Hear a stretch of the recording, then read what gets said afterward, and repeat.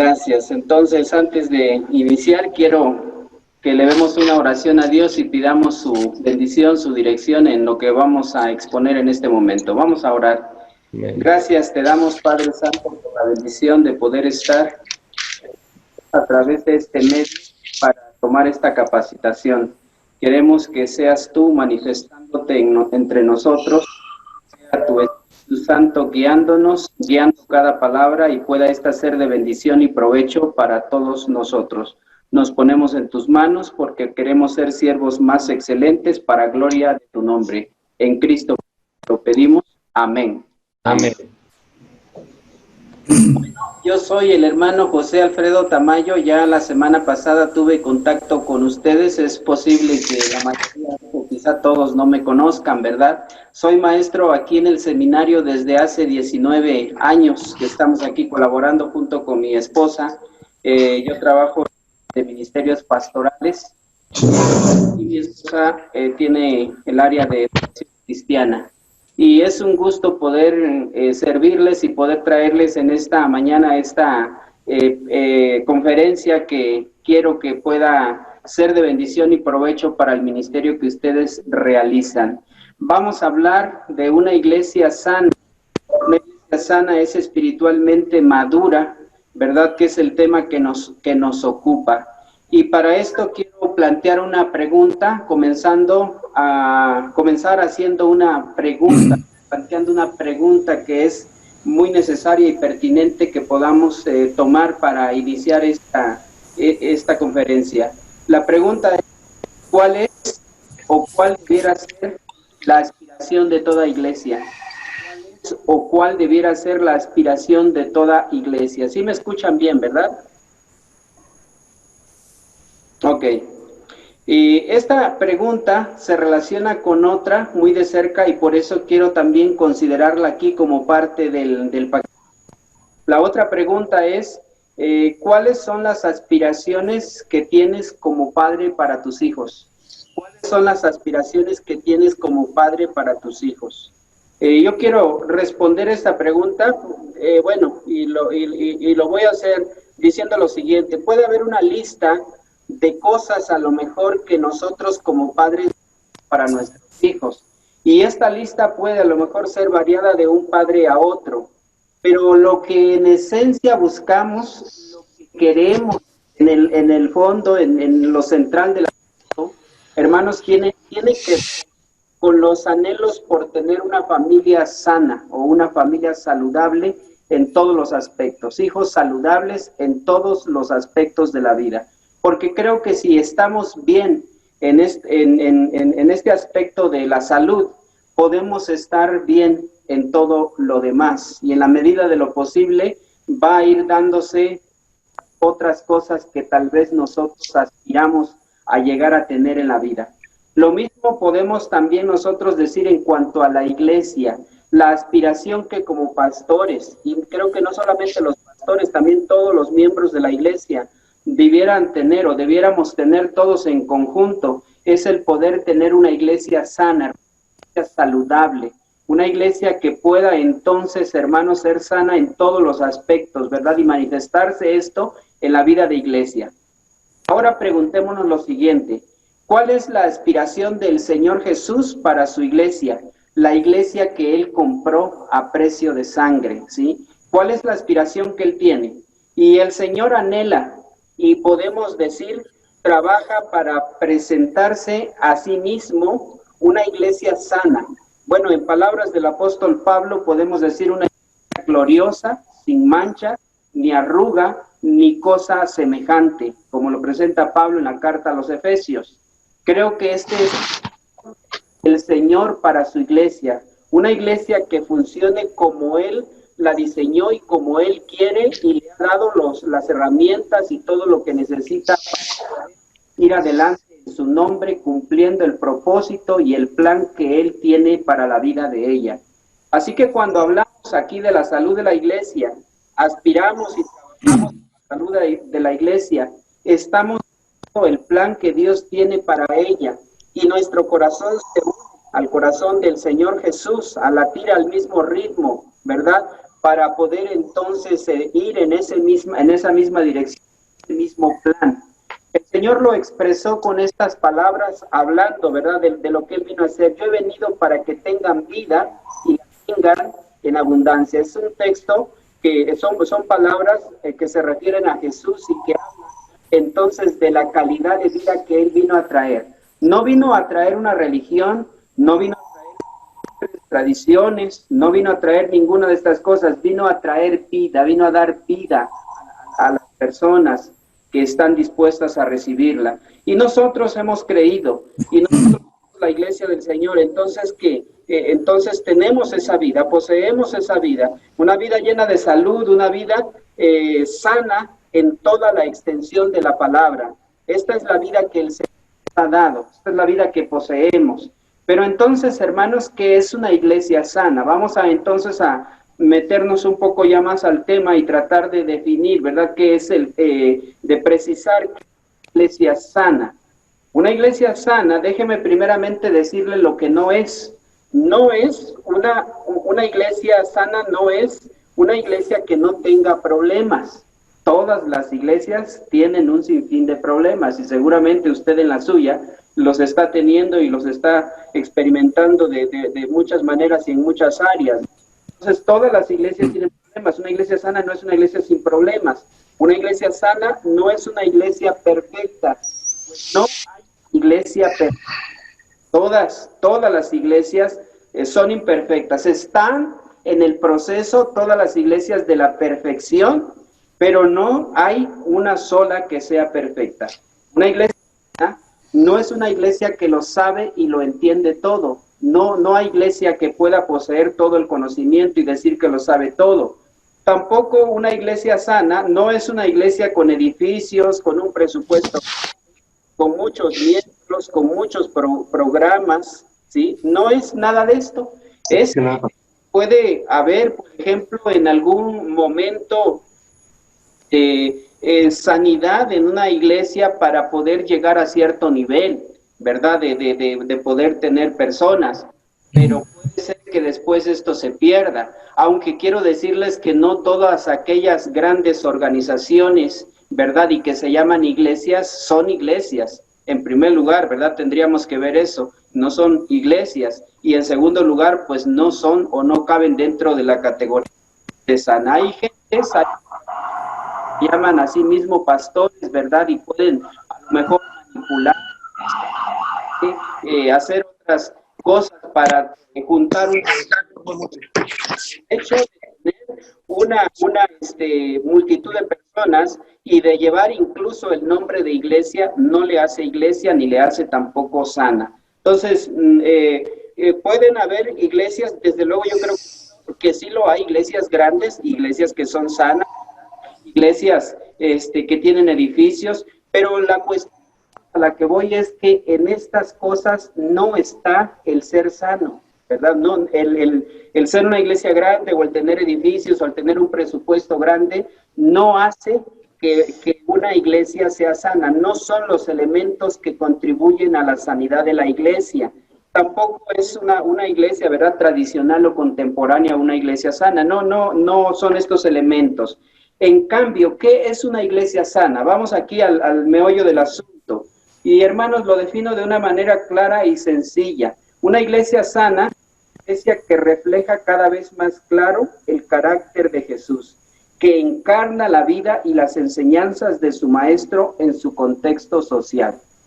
Es una iglesia sana, es una iglesia que refleja cada vez más claro el carácter de Jesús, que encarna la vida y las enseñanzas de su maestro en su contexto social. Eso es ser iglesia, es poseer a Cristo, tener la vida de Cristo y que esa vida de Cristo vaya creciendo en nosotros, vaya siendo cada vez más perfecta, más clara, más de manera que pueda comprenderse que lo que está en nosotros es la vida de Jesús que está siendo desarrollada. Es un proceso, hermanos, es un proceso que se inicia desde el momento de la conversión y que el Señor se encarga de llevarlo adelante en diferentes momentos y etapas de la vida en donde Él está obrando como quiere. Recuerde que Pablo dice en Efesios 4:13, un texto conocido, dice, hasta que todos lleguemos a la unidad de la fe y del conocimiento de Dios, a un varón perfecto de la estatura de la plenitud de Cristo. El versículo habla, bueno, hablan de que Dios puso, el Señor puso en su iglesia apóstoles, puso profetas, puso evangelistas, y puso pastores maestros, y los puso, hermanos, de poder capacitar a los santos, perfeccionar a los santos, equiparlos para la obra del ministerio, para la edificación del cuerpo de Cristo. Esto dice en el versículo 12, y luego el versículo 13 que cité, habla de hasta que lleguemos. Cuando la iglesia se encuentra ocupada haciendo el ministerio, entonces una iglesia que está creciendo, una iglesia que se encuentra haciendo lo que Dios la ha llamado a hacer, y entonces una iglesia en donde hay crecimiento, en donde hay desarrollo, no solamente de cosas que se están haciendo como ministerio, ¿verdad?, sino también de la vida misma de Jesús. Y entonces habla de que hasta que todos lleguemos a la unidad de la fe y del conocimiento del Hijo de Dios, a un varón perfecto a la medida de la estatura de la plenitud de Cristo. Hasta que todos lleguemos quiere decir que no todos estamos al mismo nivel, que no todos hemos llegado, que no todos estamos en el mismo nivel de conocimiento, de entrega, de madurez hacia el Señor, pero estamos en el proceso y debemos seguir avanzando en este proceso para ir reflejando de manera más clara y más perfecta la imagen de Jesús, la vida de Jesús en nosotros, en el contexto social donde Dios nos ha puesto y donde nos desarrollamos.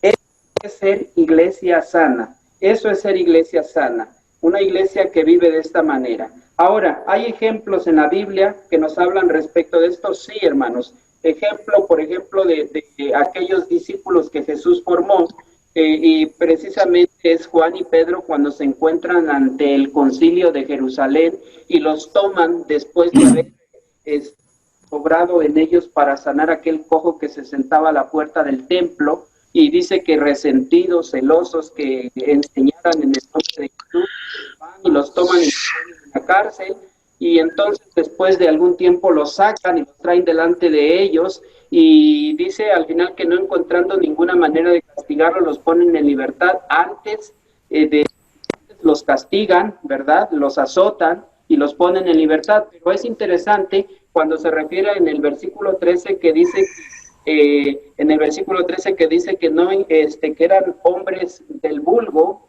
pero que sin embargo les reconocían que habían estado con Jesús.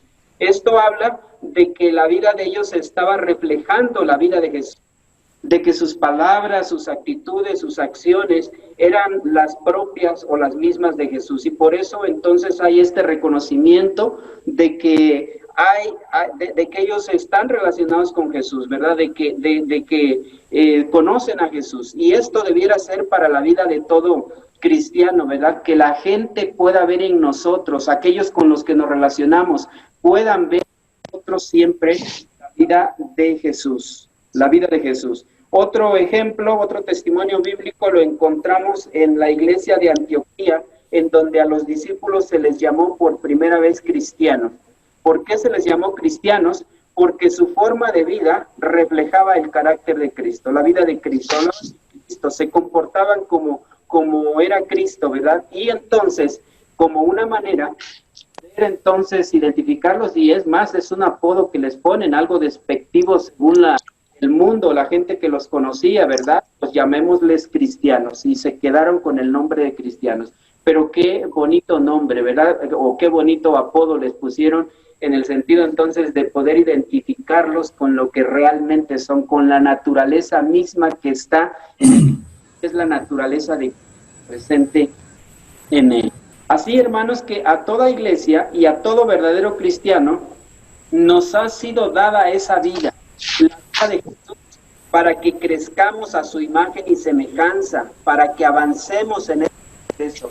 Él vive en nosotros, poseemos esa vida por la gracia de Dios a través de la muerte y la resurrección de Jesucristo, y únicamente a es de Él y nosotros lo conocemos y lo entendemos porque la Escritura lo dice así y lo tenemos que remarcar aun cuando ya lo sabemos porque es la esencia misma del Evangelio, ¿verdad? Dios salvando a los hombres por medio de Jesucristo. Pablo otra vez dice en Efesios, ¿verdad? Que por gracia somos salvos por medio de la fe y esto no es don de nosotros, un don de Dios, no por obras para que nadie se gloríe. Así que entonces entendemos esto, ¿no? Es la obra de Dios, es el poder de Dios en Jesucristo manifestándose para salvar a los hombres. Y tenemos que dejar claro esto, hermanos, también por el hecho de que hoy se predican tantas cosas respecto del Evangelio, que tenemos que estar claros y precisos respecto a lo que encontramos en la Biblia y que nosotros predicamos. El Evangelio de Jesucristo, la vida, las enseñanzas de Jesucristo, la obra de Jesucristo para salvar a los hombres. Por lo mismo, entonces, teniendo esta vida de Cristo y estando creciendo en ella, ¿verdad? Debiéramos estar viviendo, disfrutando esta clase de vida, toda su plenitud. Debiéramos, hermanos, ser cada día mejores cristianos para gloria de Dios y reflejar de manera más clara, ¿verdad?, el carácter de Cristo en nosotros. Debiéramos cada día parecernos más a Él, asemejarnos más a Él. Sin embargo, déjenme decirles que esta no es una realidad palpable para muchos cristianos, incluso para iglesias enteras. Iglesias que se han desviado del camino, iglesias que es posible que estén enfermas, ¿verdad?, y que entonces hayan perdido la visión de lo que significa ser cristianos, y que por lo tanto entonces se han alejado de lo que es un estilo de vida propiamente cristiano. Ante esta triste situación, nos preguntamos por qué muchos cristianos no están disfrutando de una vida cristiana saludable. ¿Por qué no disfrutan de una vida cristiana saludable? Aquí tenemos que hablar de algunas cosas que restringen la salud de la iglesia, la salud de los cristianos. Los cristianos y las iglesias no gozan de salud espiritual y es que algo está estorbando que fluya y florezca la vida de Cristo en ellos. Están padeciendo alguna enfermedad, algo está deteniendo la vida de Cristo en ellos. Hay muchas enfermedades o factores que restringen la salud de la iglesia. Vamos a mencionar algunos de ellos, pero sin embargo, hermanos, cada pastor en conjunto con el liderazgo de su iglesia deberá estudiar, deberá investigar, deberá descubrir los factores que están restringiendo la salud y por tanto el crecimiento donde está puesto. Y yo quiero que esta pueda ser una tarea que usted se lleve, no tanto para cursar la materia, para probar, porque creo que la están tomando sin crédito, ¿verdad? Pero sí en el hecho de poder desarrollar un mejor ministerio, un ministerio que conduzca a la iglesia hacia la salud, ¿verdad? Y para esto pues hay que analizar qué situaciones en algún sentido están restringiendo, si este es el caso, ¿verdad?, en su iglesia, están restringiendo la salud, están restringiendo esta clase de vida de la que hemos hablado hasta aquí. Ahora, voy a darles algunas pistas de algunas cosas, ¿verdad?, algunas enfermedades. Mire, el hermano Pedro Larson en su libro Crecimiento de la Iglesia describe una serie de enfermedades que las iglesias de nuestros días están padeciendo. Solo las voy a mencionar. No tengo intención de poder detenerme aquí por la cuestión de que tengo otras cosas que decir, pero las menciono. Coinonitis es una enfermedad, se refiere a una inflamación de la coinonía, el amor fraternal de la iglesia. Etnitis se refiere, viene de la palabra etnia, se refiere a poder centrarse solamente en sí mismo, ¿verdad? En su etnia, en su grupo, y no relacionarse con los demás. Permítame tantito que están tocando la puerta.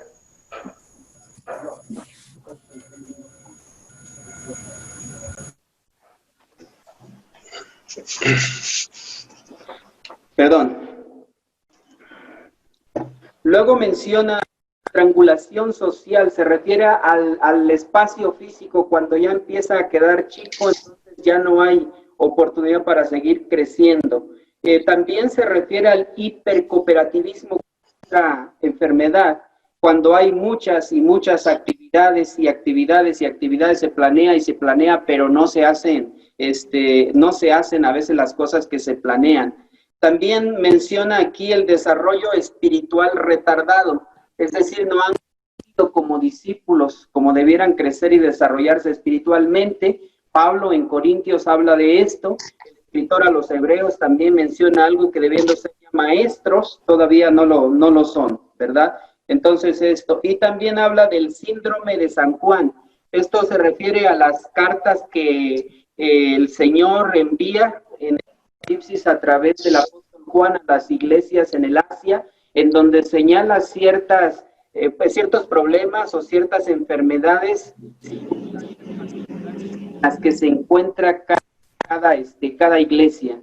Entonces, allí está, hermanos, algo de lo que se señala respecto de las enfermedades. Además de esto que mencionamos, se encuentran otros factores que producen enfermedad, ¿sí? Otros factores u otras cosas que producen enfermedad. Por ejemplo, hablando de nuestro medio, y es conocido por ustedes, las sesiones de negocios, en las que se originan pleitos que demeritan la buena convivencia y las relaciones armoniosas que se dan o que se debieran de dar entre la iglesia, ¿sí? Y creo que hay experiencia a este respecto, ¿verdad? Y se presenta un asunto y una persona lo discute y otra está en contra y comienza a opinar otra cosa diferente y bueno, terminan a veces en discusiones bárbaras, ¿verdad? Que tienden a separar a la gente, a la iglesia, ¿no? Un pastor decía, yo escuché a un pastor decir en algunas ocasiones que en una iglesia en cierto lugar estaban en la sesión de negocios y estaban entonces tratando un asunto, la cosa se puso un poco difícil y las discusiones acaloradas y todo eso, y entonces entre dos hermanos marcaba más la diferencia y se enojaron tanto, pero tanto, dice este pastor, entonces que se dijeron el uno al otro, pues salgamos allá afuera y resolvamos este asunto. Y entonces salieron afuera y como traían su revólver, sacaron su revólver y se mataron en el nombre del Señor y por amor a Él, ¿verdad? Es triste, pero bueno, así lo conté, así lo decía, no me tocó ver o saber esto, pero decía él, pero si no se llega hasta este punto, puede ser, hermanos, que sí las personas a veces quedan pues enojadas o molestas las unas con las otras, ¿verdad? En estas sesiones. No quiero decir que no tengamos sesiones de negocios, pero debemos buscar la manera en que podamos tenerla en un sentido en que podamos nosotros permitir que haya un buen ambiente. Creo que como líderes marcamos la pauta. O algunas cosas que podemos considerar para mejores sesiones de negocio. Aquí no las voy a dar ahorita por cuestión del tiempo, ¿verdad? Pero este es un factor que a veces también demerita la buena. Y tenemos que analizar si esta es la realidad que tal vez estamos nosotros viviendo o pasando. También una iglesia, hermanos, que este es otro factor que no se involucra en el ministerio, donde quizá el pastor es el único, o el pastor y unos 2 o 3 hermanos más los que sirven, y la iglesia pues se encuentra en una situación pasiva, cuando bíblicamente le ha sido dado a la iglesia la tarea del ministerio, ¿sí? Y ya lo citamos en Efesios 4:12, donde Pablo dice eso, ¿no? Preparar a los santos para la obra del ministerio. Debiera la iglesia estar sirviendo, encontrarse ocupada haciendo las cosas que cada uno Dios ha llamado a hacer. Entonces esto puede también demeritar, y de hecho lo hace, la salud de la iglesia. Pueden haber otras cosas, solamente menciono algunas más. La falta de una estructura funcional, el tradicionalismo, el activismo, la falta de visión y metas, la falta de una organización, en fin, tantas cosas que pudieran haber, ¿verdad? Y por eso digo que no en toda iglesia van a haber todas estas situaciones, pero alguna de estas puede ser presente y entonces llevar a la iglesia en una situación donde no permite el poder tener esta vida de Cristo de una manera como debiera ser de florecer, ¿verdad? Es por eso que necesitamos revisar con frecuencia la condición en la que se encuentra nuestra iglesia, para diagnosticar lo que está mal y buscar la manera o la forma de ayudar a la sanidad, ¿verdad? Y por eso les estoy diciendo, encomendando, ¿verdad?, que trabajen esto para darse cuenta cuál es la realidad que como iglesia están ustedes viviendo. Porque la idea de la enseñanza es eso, ¿no? Aplicarla a nuestro contexto y encontrar las cosas que no están bien y que necesitamos detectar que están mal y comenzar a trabajar en ellas. Hermanos, antes de entrar a la parte que sigue, no sé si alguno de ustedes tiene alguna pregunta o algún comentario respecto a todo lo que he dicho hasta aquí. Hermano Tamayo, Sí. nada más para preguntarle si después queremos repasar la enseñanza, ¿esta sesión se queda grabada o alguna forma de que podamos tener la Sí, oportunidad? ya la subí a la plataforma y yo creo que ustedes van a tener acceso, así como el hermano Gilberto pasado iba pasando las imágenes aquí, entonces ahí está, ahorita al final, aquí la persona que me ayuda, el hermano que me ayuda, le puede decir si necesitan tener alguna indicación para cómo poder tenerla, si en caso de que no puedan tenerla, pero desde luego ahí va a estar el documento, ¿sí? Ok, muchas gracias. Sí. ¿Alguna pregunta más, hermanos, respecto o algún comentario que tengan, alguna observación respecto de lo que hemos dicho hasta aquí?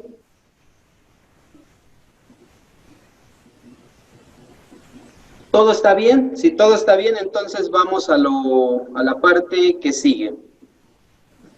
¿Cómo podemos proyectar iglesias saludables? Es la siguiente parte. ¿Cómo podemos proyectar iglesias saludables? La pregunta que ahora quiero que nos planteemos es ¿cómo podemos lograr una iglesia sana, una iglesia saludable? E indiscutiblemente, hermanos, tenemos que ir a la palabra de Dios, porque es allí en donde encontramos las enseñanzas y los principios que Dios nos revela de lo que es su iglesia. Tenemos que estar, hermanos, acorde con la palabra de Dios. Y es algo que usted ya sabe, pero es algo que tenemos que tomar como la base desde la cual nosotros partimos para poder decir lo que vamos a decir, pero también desarrollar a la iglesia como lo queremos hacer. Allí en la palabra de Dios encontramos entonces todas las enseñanzas y principios que nosotros necesitamos conocer y que Dios nos revela, Dios nos da a conocer de lo que su iglesia debe ser y de lo que su iglesia debe de hacer. Es en la palabra de Dios, hermanos, donde encontramos la naturaleza de la iglesia, de donde emana la naturaleza de la iglesia. Y cuando conocemos lo que Dios nos ha dicho ya por su palabra, podemos entonces llegar a poseer una visión global de la iglesia. Esta visión global, ¿no? O sea, una visión global, una visión en su conjunto, lo que es ser iglesia, ¿verdad? De toda la iglesia. Y cuando tenemos esta visión, hermanos, cuando contemplamos esta visión, nos permite entonces comprender en una manera integral cuáles son las funciones esenciales que el Nuevo Testamento enseña de lo que es el ser y el hacer de la iglesia. ¿Sí? En el Nuevo Testamento vamos a encontrar entonces aquello que como iglesia nosotros tenemos en primer lugar que conocer y en segundo lugar de conocer. Entonces ahí identificamos el ser de la iglesia, trabajar en ello para entonces hacer estas cosas, ¿sí? Y bueno, ¿cuáles son algunas de las funciones bíblicas, verdad, que podemos encontrar en el Nuevo Testamento? Y yo quiero basarme en algo que ustedes conocen, pero algo que necesitamos ver con una visión global, como les dije, y comenzar a trabajarlo, dándole el lugar y la importancia que tiene, para que en ese sentido pueda también traer salud a la iglesia. Y aquí estamos hablando, o voy a hablar, hermanos, de lo que usamos la palabra pesca en forma de acróstico para hablar de estas funciones. Y creo que es algo conocido. Y tal vez en algunas iglesias va a ser diferente en el sentido de agregar la letra R, pescar, o a lo mejor alguna otra. O tal vez usted tiene otro tipo de organización en su iglesia y está.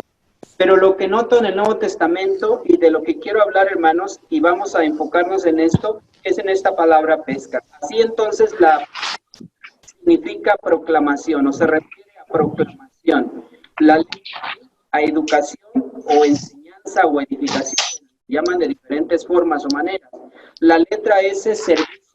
La letra C, comunión. Y la letra A, adoración. Hablando de cada una de ellas. Proclamación. Proclamación, esta función se refiere a proclamar, a anunciar, a dar a conocer el Evangelio. El Evangelio son buenas nuevas de Dios salvando a los hombres por medio de Jesús. Y en la Biblia encontramos esto. Jesús primeramente se encuentra proclamando el Evangelio, ¿sí? Y para esto el ministerio de Jesús comenzó proclamando el Evangelio. Entonces él enseñó a sus discípulos y después los mandó a que hicieran esto. Y los discípulos de él, a su vez, enseñaron y formaron a otros discípulos que se encargaron a la vez de hacer esta tarea de enseñar a otros, ¿verdad? Pero aquí vemos la tarea de proclamar, de anunciar, dar a conocer. ¿Qué cosa? Que Dios salva a los hombres por Cristo. Entonces Jesucristo tomando este lugar para ser el primero en poder llevar a los hombres a un conocimiento de Dios, llevarlos al reino de Dios, llevarlos a tener esta experiencia nueva de la salvación, del nuevo nacimiento. Y entonces estos discípulos, en primer lugar, fueron los hombres que experimentaron esta vida. Como dije, ellos hicieron otros discípulos. Y así es como comenzó. Pero entonces es una función, hermanos, que la iglesia tiene que estar realizando porque es algo que que está presente en la Biblia y es algo que Dios quiere que su iglesia entonces se encuentre activa haciendo. Dios salvando a los hombres por la persona y la obra de Jesucristo. La iglesia tiene que llevar este mensaje. Tenemos que compartir con todos los que quieran oírlo y conocerlo. Recuerden que también el Señor Jesús es algo que enseña y dice, ¿verdad? El que tiene oídos para oír, oiga, ¿sí? Entonces, el Evangelio, hermanos, es la proclamación en el poder del Espíritu Santo a las personas que disponen para oír el Evangelio, para hacer estas buenas nuevas. Y la iglesia, las iglesias sanas, hermanos, son las que tienen un evangelismo intencional, que se han preparado y han capacitado a la iglesia o a una buena parte de la iglesia para que conozcan cómo compartir su fe, cómo hablar de Cristo. Miren, es esta una de las razones esenciales por las cuales el Señor no nos lleva al cielo todavía. Porque creo que desde el momento en que nosotros conocemos a Cristo y creemos en Él y abrimos nuestro corazón, ¿verdad? Y estamos seguros y confiados de lo que Él ha hecho por nosotros y que gracias a su obra podemos nosotros ser reconciliados con Dios, tener paz con Dios. Estamos entonces listos para poder ir al cielo y para poder estar con Dios. Y Dios pudiera llevarnos en ese mismo instante, ¿verdad? Pero Él ha querido dejarnos aquí para que en esa misión de amar a los que no conocen, de llevar el Evangelio a los que no saben. Y aquí, hermanos, puede ir desde tu vecino, ¿verdad? La persona más cercana a ti, ¿verdad? Hasta las personas cercanas. Porque el mandato del Señor, y lo conocemos, ¿verdad? Es desde Jerusalén, toda Judea, Samaria y hasta lo último de la tierra. Tenemos que ir llevando el Evangelio. Pero creo, hermanos, que todo cristiano debiera estar preparado para cómo compartir su fe. El apóstol Pedro dice, santificad a Dios en vuestros corazones y estad preparados para presentar defensa con mansedumbre y reverencia,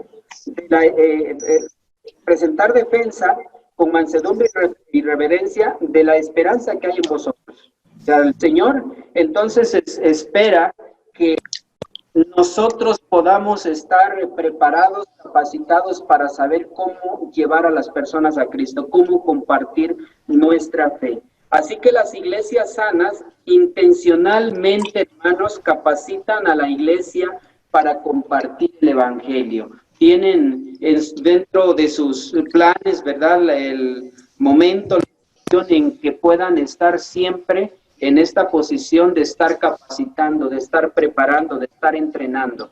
Ahora, es una cuestión que debemos hacer, hermanos, tanto en teoría como en práctica, porque es aquí donde falla un elemento, ¿no? La práctica. Podemos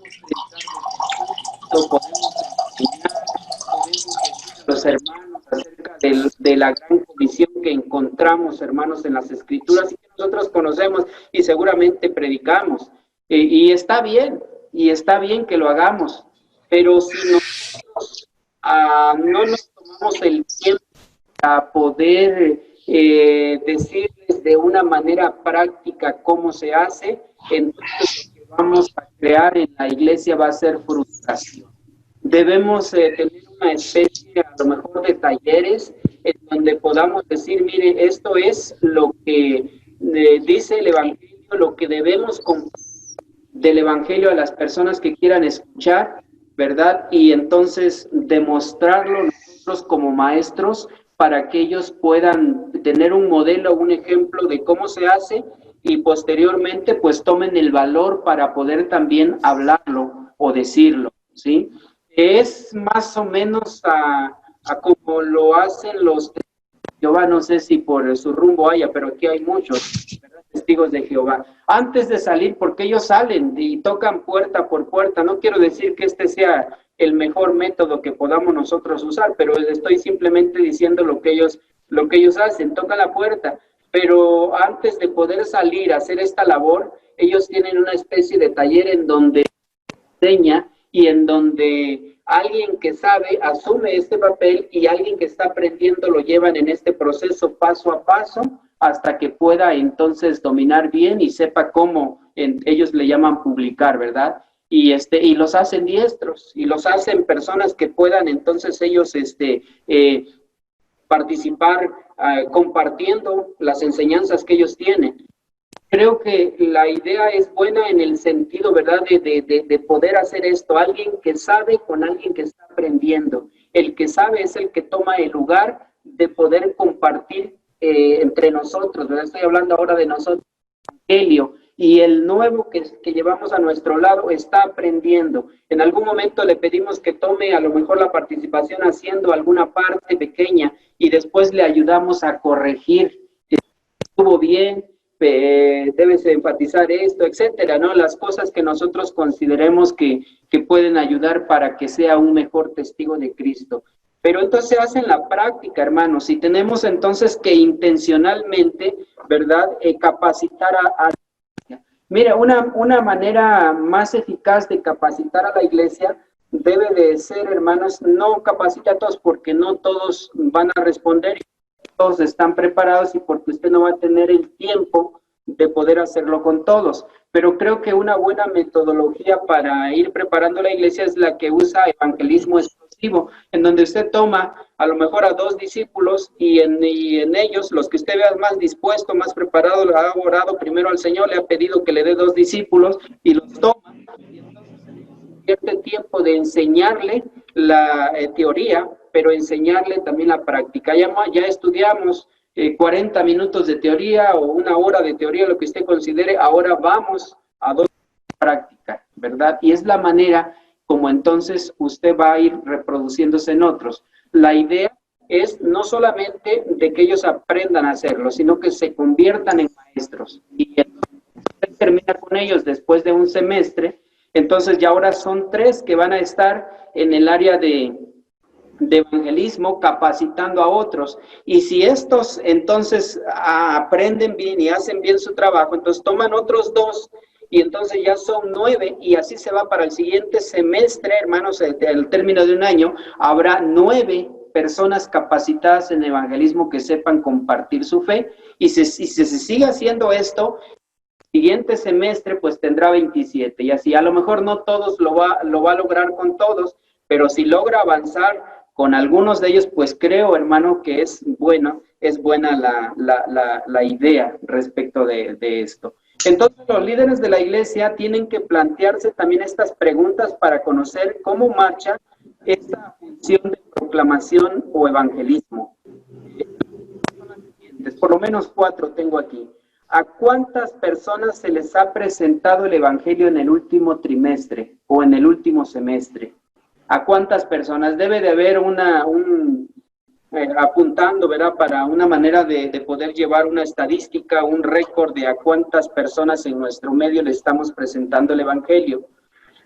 ¿Cuántas personas que hemos evangelizado se han integrado a la iglesia? De los que hemos evangelizado, ¿cuántos ya están participando en la vida de la iglesia?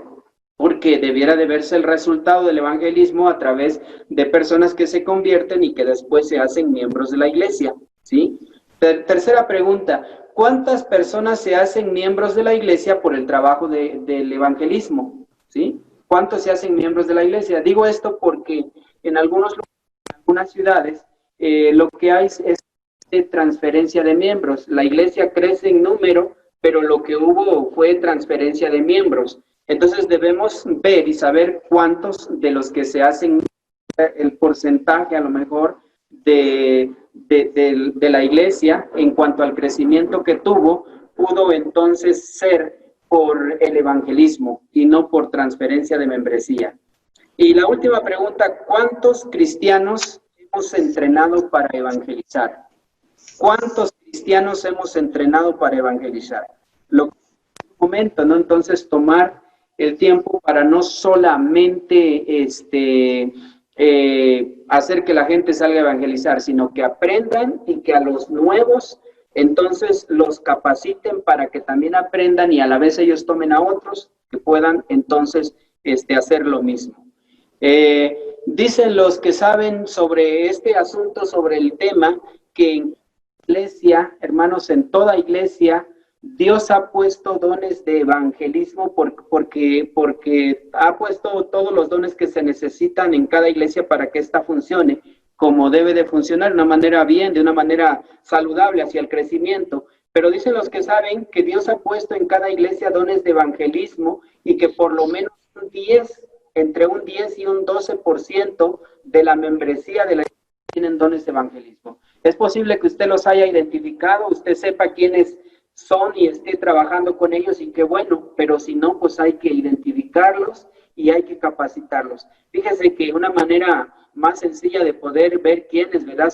Es los hermanos que siempre están pidiendo que ore por fulano, por perengano, por aquí, y que además, pues también en algún momento ellos testifican. A veces hace falta que un poco de capacitación y de empujarlos, motivarlos para que pueda entonces dedicarse más a esta tarea.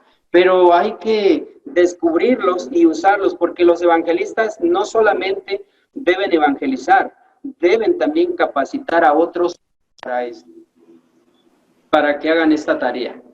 Y yo creo que usted puede hacer esto también, sí, en su iglesia. Es importante que la iglesia conozca algunos métodos evangelísticos y los ponga en práctica, ¿sí? Y digo algunos porque existen muchos métodos y seguramente usted conoce más de uno, ¿verdad? Y porque cada persona también aprende de un ente, ¿sí? Entonces démosle la oportunidad de aprender en la manera en que puede aprender.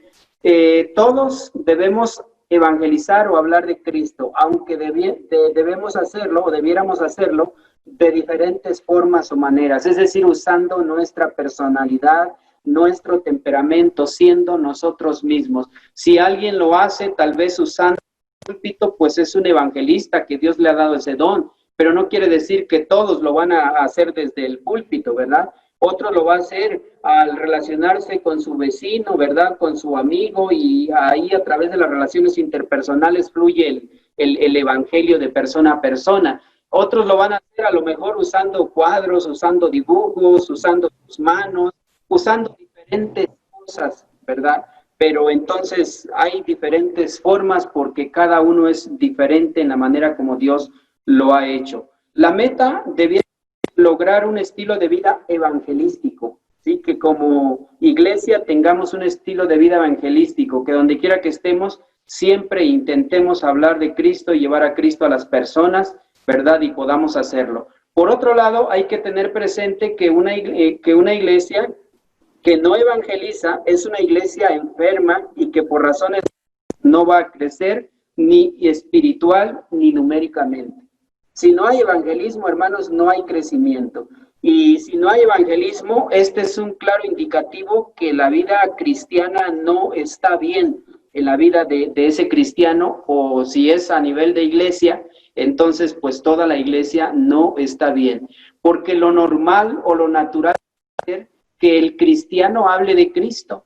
Mire que nos relacionamos con muchas personas cada día, y ahí hay tantos temas que surgen, ¿verdad? Y cosas que van surgiendo, pues ahí a veces de una manera tan natural puede surgir dar lugar al Evangelio, a hablar el Evangelio. Pero entonces el cristiano que posee la vida de Cristo es hablar de Cristo, proclamar salvado por la gracia de Dios, entonces da a conocer la gracia de Dios para que otros se salven también. Así que tenemos que poner atención en esto y lograr que la iglesia se involucre y participe y se capacite, ¿verdad?, en la proclamación del Evangelio. ¿Estamos hasta aquí, hermanos? Vamos a la siguiente, que es educación, ¿sí? Educación o enseñanza. Esta función tiene que ver con enseñar las verdades bíblicas, educar al pueblo de Dios, formarlo como discípulo de Cristo. En algunas iglesias se le llama ministerio de o se le llama ministerio de educación o ministerio de discipulado, pero llámese como se llame, la iglesia tiene que estar siendo formada en la palabra de Dios. Tiene que estar siendo formada como discípulo o como discípulo del Señor a través de la palabra de Dios. Y eso es educación, eso es enseñanza, eso es discipulado. El discipulado tiene que ver con una entrega total al Señor Jesús, entrega que incluye todos los aspectos de la vida del discípulo. Discipulado, entonces, alguien que está aprendiendo y alguien al que se le está transfiriendo la vida de Cristo. Porque no se trata, hermanos, solamente de enseñar conceptos. Se trata de transferir la vida de Cristo al discípulo nuevo que está aprendiendo, ¿sí? Es decir, él va a aprender a ser como Cristo en la medida en que nosotros, como sus discipuladores o como personas que les enseñamos, ¿verdad?, a ellos, buscamos el formar no solamente su llenándola con conceptos bíblicos, sino su vida, su carácter, sus relaciones, todo su ser transformado por la palabra para ser entonces un verdadero discípulo de Jesús. Así que entonces esto es interesante. El discipulado tiene que ver entonces con todos los aspectos de la vida del discípulo. Discipulado tiene que ver con varios aspectos que ayudan a promover la madurez espiritual. Los componentes del discipulado. Discipulado debe tener estos tres componentes: conocer, ser y hacer. Conocer, ser y hacer. No puede haber crecimiento espiritual si no se está creciendo en conocimiento, conducta, carácter y compromiso. Hablando del conocimiento, tenemos la importante tarea de enseñar la palabra de Dios para que cada creyente conozca mejor a Jesús y desarrolle un conocimiento bíblico y teológico correcto para que se convierta en un mejor discípulo de Cristo, ¿sí? Es la base de la cual partimos. Si queremos hacer discípulos, estos discípulos tienen que conocer lo que la palabra de Dios dice. Tienen ellos que saber lo que demanda de la vida de todo aquel que quiere comprometerse con él para seguirlo. Fíjese que Jesús fue claro en este aspecto y le dijo a las personas que lo seguían. Había una gran multitud. Evangelio de Lucas, capítulo 9, ¿verdad? Una gran multitud que le seguía. Y se vuelve a ellos y les dice: si alguno quiere venir en pos de mí, es decir, si alguno quiere seguir o se quiere convertir en mi seguidor. Y aquí está entonces las demandas que él hace de manera clara y precisa para aquel que está considerando esta posibilidad de convertirse en su discípulo o en su seguidor. Niéguese a sí mismo, tome su cruz cada día y sígame. Pero son tal vez palabras sencillas, pero todo lo que implica, hermanos, es una implicación que la persona tiene que considerar para convertirse en discípulo.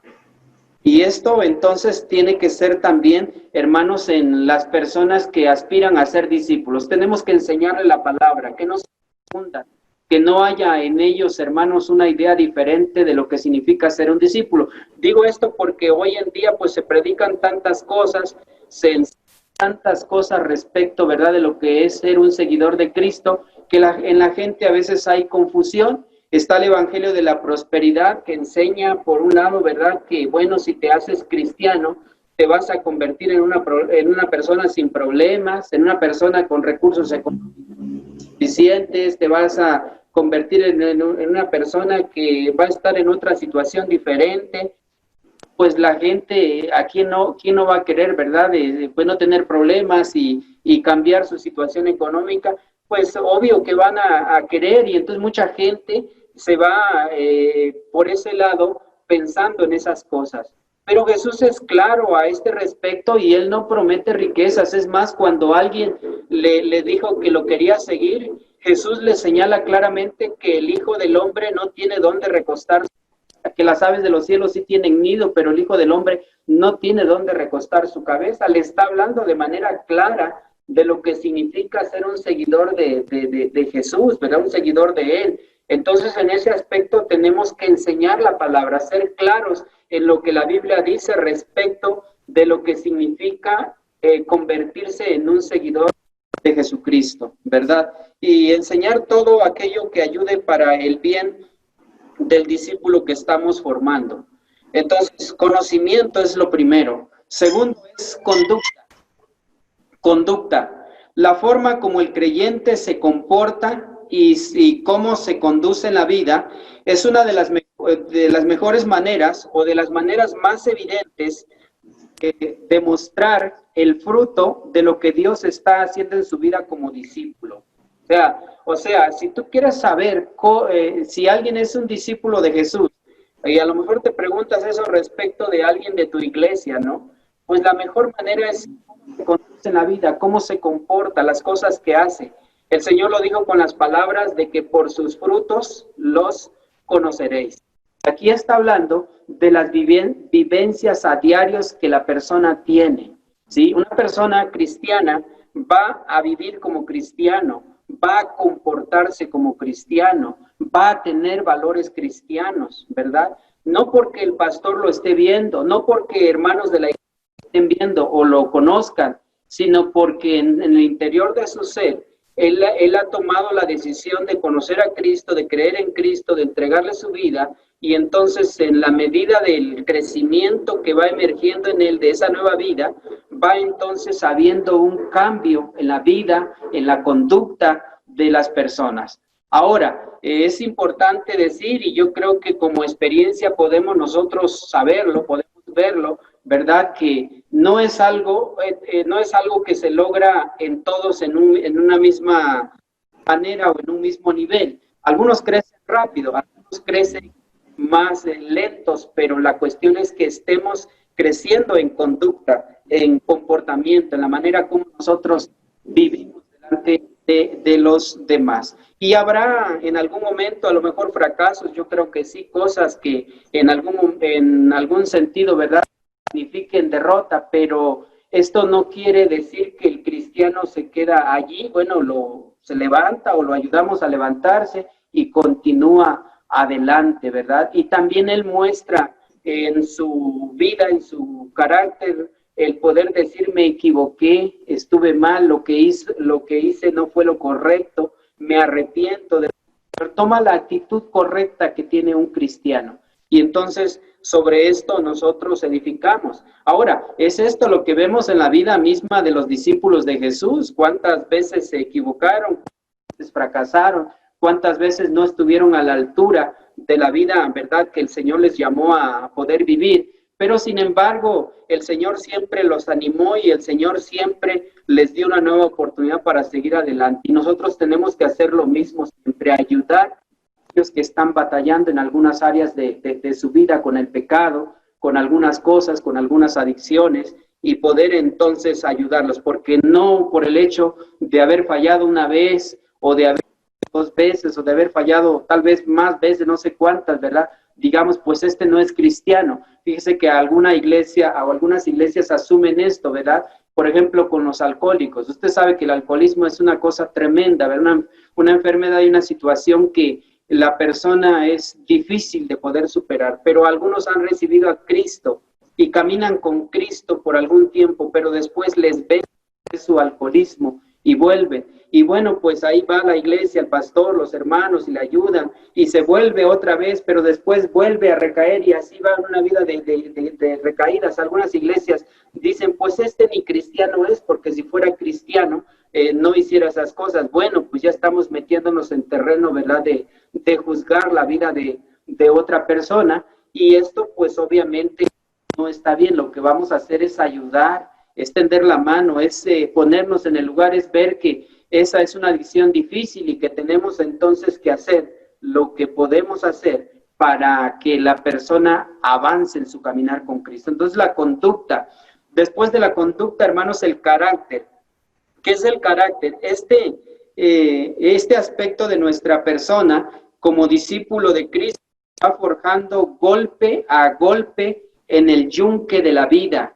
El carácter del cristiano va madurando a medida que somete toda su vida a Cristo. El carácter va más allá de una acción aislada que realicemos. El carácter refleja lo que somos. El carácter, hermanos, es en sí, ¿verdad?, lo que somos como personas, ¿verdad? Lo que somos. Y nuestra decisión entonces de poder someternos a Cristo refleja un carácter, hermanos, que ha crecido, que ha madurado, que está dispuesto a asumir todo lo que venga con tal de seguir a Cristo fielmente, de pagar el precio de ser cristiano. Y tenemos entonces que llevar a las personas a la formación del carácter, un carácter como el de Cristo, que pueda, independientemente de sus circunstancias, que sean buenas o tal vez no favorables, ¿verdad?, pero que sin embargo es dispuesto a ir adelante con el Señor. Eso es carácter. Y por último es el compromiso de hacer, ¿verdad? El compromiso, el discípulo hace un compromiso de una entrega total a la voluntad de Cristo. Está dispuesto a obedecer a Dios y hacer todo lo que le manda. Además lo hace con una actitud de gozo y de satisfacción. Entonces, él dice, pues soy de Cristo y estoy dispuesto y comprometido con él para hacer todo lo que él quiera que yo haga. La función educativa, hermanos, de la iglesia debe contar también con estos 4 componentes básicos para que sea un programa integral. ¿Cuáles? Número 1, información. ¿Sí? Información. Aquí hablamos de contenido de un currículo, ¿sí? Lecciones.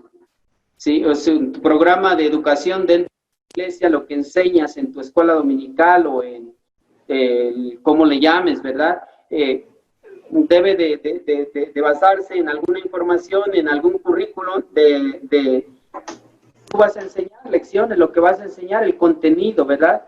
Y luego el segundo elemento, transformación. Aquí se refiere a crecer en carácter espiritual para ser más semejante a Cristo. La idea, hermanos, es que lo que nosotros enseñamos, y ya lo dije, debe de afectar la vida de las personas que están siendo enseñadas. ¿Para qué? Para que sean transformadas a Jesús. No es solamente información. Información, pues sí, algo que se sabe, que se conoce, que se llega a la cabeza y hay el entendimiento de esas cosas, pero aparte de la información, hermanos, está la transformación, que aquí viene el internalizar, el meter en nuestra vida esa información para que nuestra vida sea transformada. Lo que vemos en Jesús es esto con sus discípulos, ¿no? Sí, les enseñaba y esa enseñanza quería que la internalizaran en su vida y que pudiera ser transformada la vida de ellos en base entonces a esta enseñanza nueva que les daba. Y esta es la meta que nosotros perseguimos, que cuando enseñamos la palabra de Dios transforme la vida de las personas que estamos enseñando, hermanos. Entonces, la transformación, el segundo elemento de la educación. El tercero, la formación. Formación se refiere a servir con los dones y talentos en un ministerio activo. Sí, si estás creciendo a la imagen de Jesús, bueno, también debe de ser para el servicio, porque Dios espera que todo cristiano sirva, y el ejemplo de ello es Él mismo. El Hijo del Hombre no vino para ser servido, sino para servir. Ahí está el ejemplo bíblico, Jesús sirviendo. y entonces desafiando después a sus discípulos a hacer lo mismo. Y nosotros como discípulos de él y como pastores o líderes de una iglesia, tenemos que desafiar a nuestra gente, hermanos, a que se involucren en un servicio activo, a que sirvan al Señor. Mire que hay muchos a este respecto de gente que a lo mejor dice, pues ya estoy suficientemente ocupado como para poder hacerlo. Pero bueno, hermanos, independientemente de eso, debemos buscar la manera de cómo le podemos todos servir al Señor. Vamos a hablar más de eso cuando lleguemos a esta parte. Y después, hermanos, la multiplicación es el cuarto elemento, ¿sí? O el cuarto componente de la educación. Perdón, la multiplicación, ¿verdad? La multiplicación es reproducirse en otros discípulos, ¿sí? Entonces, información, transformación, formación y multiplicación, ¿sí? Que es reproducirse en otros discípulos. La educación cristiana nos ayuda, hermanos, nos ayuda a medir la condición espiritual del creyente. Si no hay enseñanza de la sana doctrina, los feligreses irán de una iglesia a otra en busca de la moda más reciente. Si no educamos al pueblo de Dios y los formamos como discípulos de Cristo, vamos a correr el riesgo de que sean seducidos por alguna secta o por alguna filosofía anticristiana. La educación logra que los cristianos perseveren en la sana doctrina, continúen adelante. El liderazgo de la iglesia debe proveer muchas oportunidades variadas para la formación cristiana de los creyentes. Constantemente debe estar pensando cómo aumentar su crecimiento y su compromiso. Debe encontrar maneras de forjar el carácter cristiano de los feligreses para que cada día sea más semejante a Cristo, se parezca más a Cristo, sea más como Cristo. Ahora, a lo mejor vamos a hablar un poquito más aquí en la pregunta, ¿cómo asimilar la gente en la iglesia y cómo llevarlos a un nivel de compromiso más elevado? O sea, ¿cómo podemos llevar a la gente a un nivel de compromiso más elevado? Porque quiero decirles que lo que Cristo hacía era precisamente esto, ¿no? Elevar el nivel de compromiso de la gente. Cuando, por ejemplo, les dio de comer y luego a esa gente lo buscó a él, Jesús fue claro y directo y los desafió a poder buscar la verdadera comida. Busquen la verdadera comida, la cual les dará el Hijo del Hombre, porque su carne es verdadera comida y su sangre es verdadera bebida. Ellos no entendieron de qué se trataba, ¿verdad? Pero Jesús los está desafiando a un compromiso mayor. Y lo que leemos más adelante es que dijeron ellos, dura es esta enseñanza, ¿quién la puede recibir? Y desde entonces muchos de sus discípulos, dice, se volvieron atrás y ya no andaban con él, ¿sí? Pero Jesús no está lamentándose porque se van ni está bajando las normas, ni les dice, oigan, yo estaba diciéndoselos de relajo, ya, pues no es así, ¿verdad? Vénganse, no, para nada, se quieren ir, váyanse, se quieren ir, no hay otra cosa más que es su decisión y tendrán ustedes que tomar la decisión de hacerlo. Y muchos dicen que se fueron. Jesús aprovecha la ocasión también para incrementar el nivel de compromiso de sus discípulos, porque ahora se refiere a los 12 en esa misma situación y les dice, ¿se quieren ir también ustedes? Jesús no tiene miedo de quedarse sin nadie que lo siga, pero es obvio entonces que Pedro responde en nombre de los 12 y les dice, Señor, ¿a quién iremos? Tú tienes palabras de vida eterna y nosotros hemos creído que tú eres el Cristo, el Hijo del Dios viviente. Y entonces deciden quedarse, pero están dispuestos a asumir el compromiso que el Señor entonces les está pidiendo en esta ocasión. Y nosotros debemos también llevar a la gente por este proceso a través del discipulado, a través de la educación cristiana. En la siguiente imagen, bueno, les presento una imagen de cómo podemos llevar a la gente a través de un proceso, iniciando con un nivel mínimo y hasta lograr un nivel máximo de compromiso en las personas. La idea es comenzar a edificar con aquello mínimo que las personas te permitan y que tal vez para ellos represente lo máximo en ese momento. El proceso se inicia en el círculo, son círculos concéntricos Es usado por Rick Warren en su material Una iglesia con propósito, de ahí lo tomo, ¿verdad?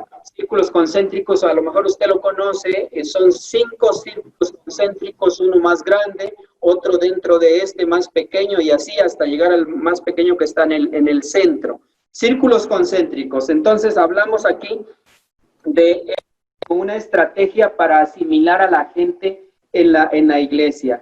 Y el proceso se inicia en el círculo llamado comunidad, que es el de más afuera, y son las personas que ocasionalmente asisten a un culto de la iglesia. O puede referirse también la comunidad al campo de misión para muchas iglesias, que es donde ellos van para predicar el evangelio y hacer discípulos, ¿sí? Es la gente que ocasionalmente, a lo mejor en el aniversario, en los 15 años de algún familiar o la boda de alguna amiga, etcétera, asistieron a la iglesia, ¿verdad? Ocasionalmente. Entonces, pues no hay un compromiso con la iglesia. Tal vez el compromiso fue asistir en esa ocasión porque fue una ocasión especial para ellos. O tal vez alguien le invitó, pero no es una persona que va regularmente a los cultos. Entonces se le llama comunidad. O también si no tienes personas así en tu iglesia, la comunidad vendría a ser toda la gente que está alrededor del lugar donde la iglesia se reúne, ¿sí? Entonces, esto es, ¿verdad? Ahorita les explico cómo lo podemos asimilar. Más adentro está lo que se llama,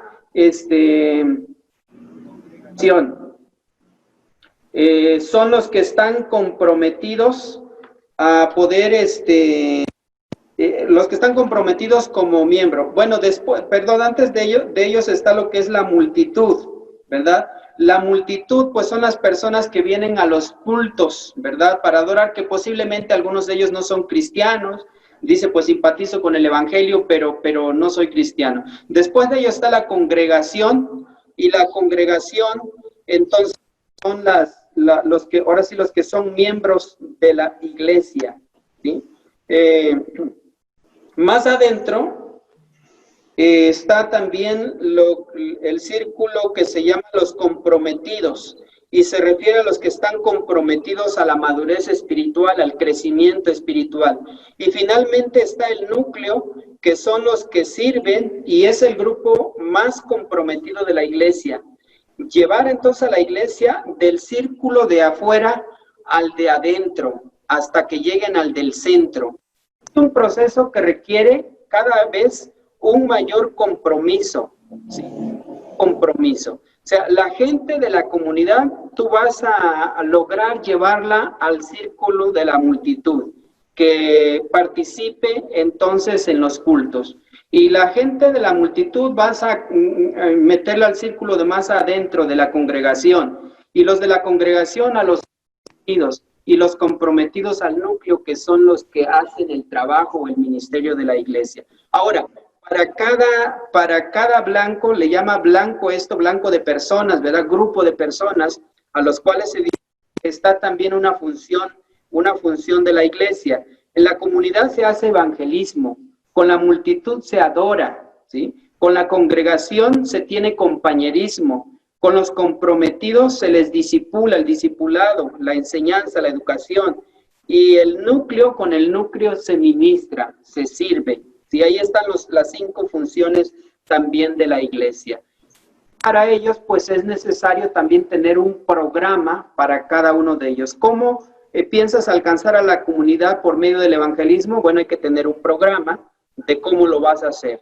Y también entonces tu programa, una vez que lo echas a andar, te está dando resultados, la gente está viniendo, hay una multitud que está adorando, entonces tienes que tener un programa de cómo poder lograr que la multitud que adora, ¿verdad?, al círculo de más adentro, ¿verdad?, o sea, al de la congregación. Y entonces el de la congregación, pues, que es el propósito o la función del compañerismo, también debe tener un programa o un ministerio que ayude a poder enseñar lo que se tiene que enseñar ahí y hacer que la gente se comprometa para ir al grupo de los comprometidos, que es el círculo de más adentro.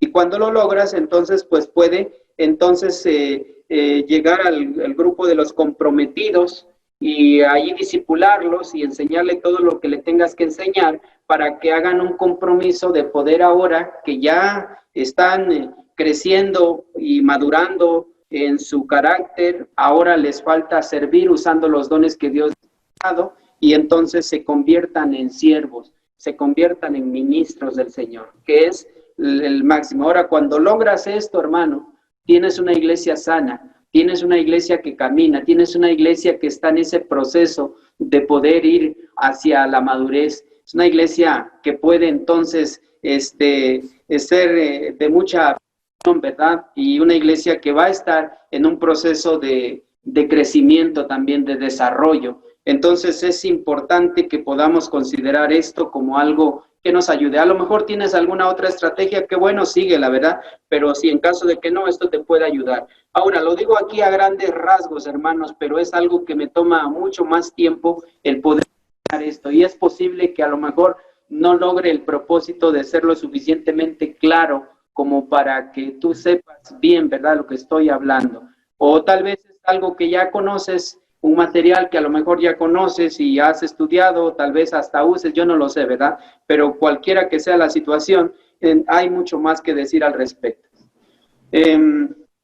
Si no hay alguna pregunta que decir, hermanos, algún comentario que ustedes tengan, quiero ir al siguiente, pero si es así, abro el espacio para que alguien pudiera compartir si es que lo desea.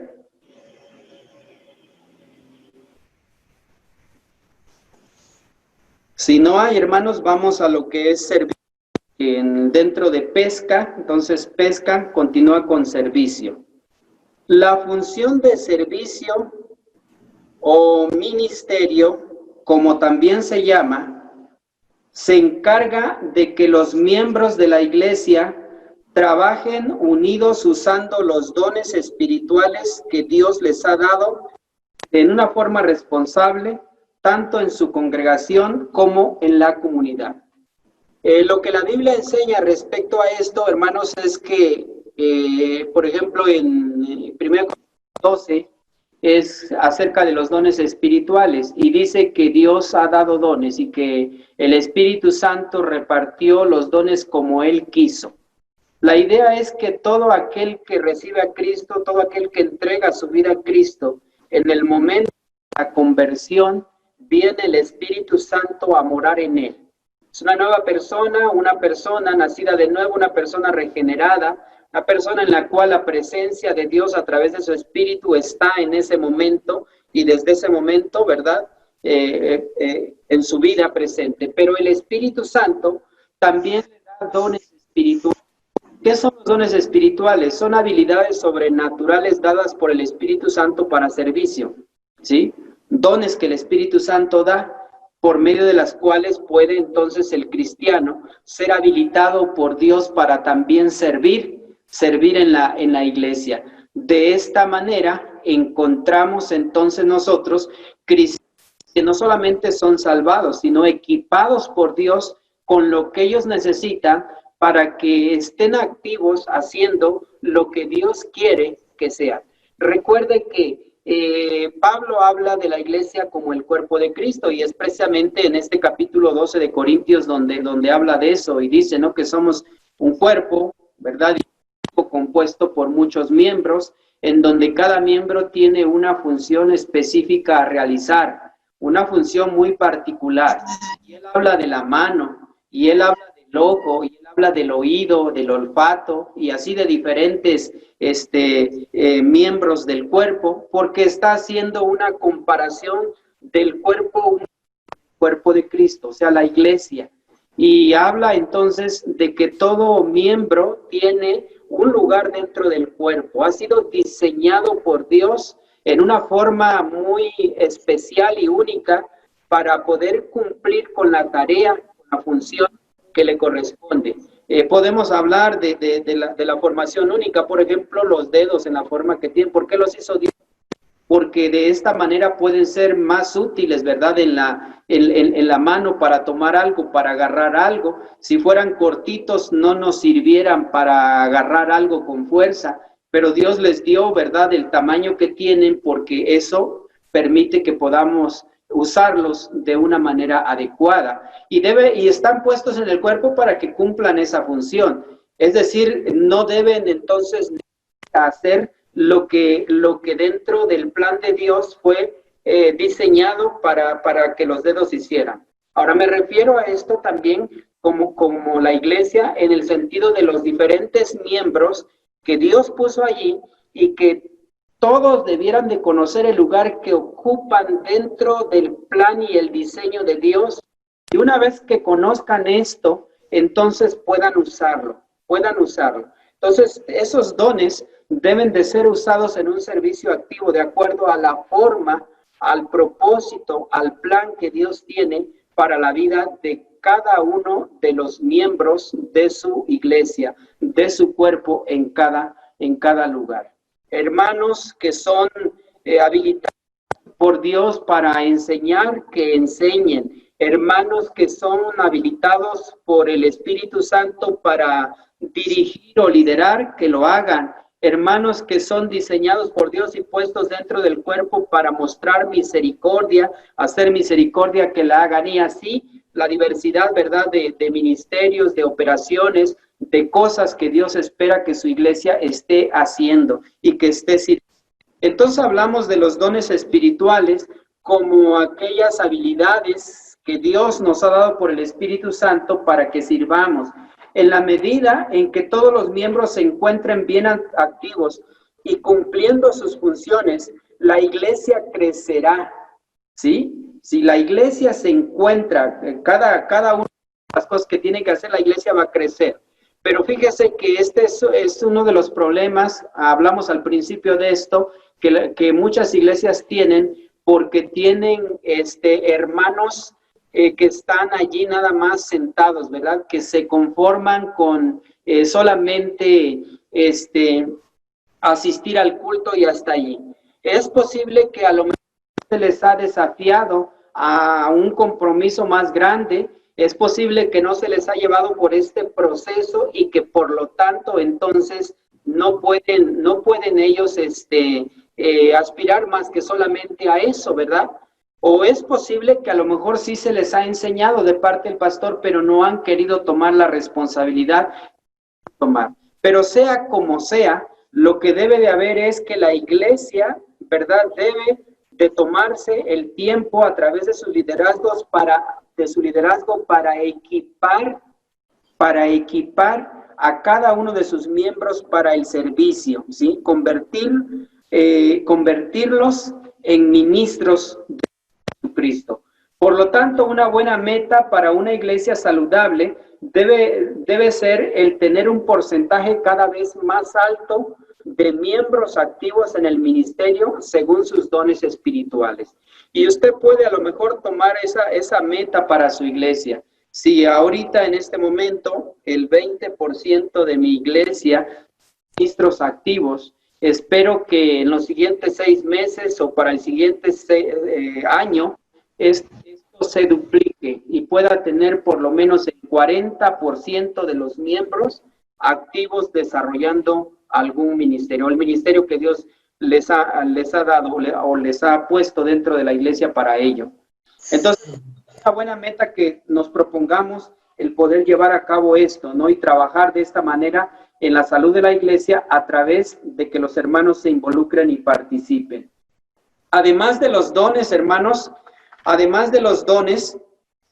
están también los talentos, ¿sí? Los talentos. ¿Qué son los talentos? Son las habilidades con las que ha nacido o con las que hemos nacido o que también hemos aprendido, ¿sí? Talentos son pues esa facilidad que tenemos para hacer ciertas cosas.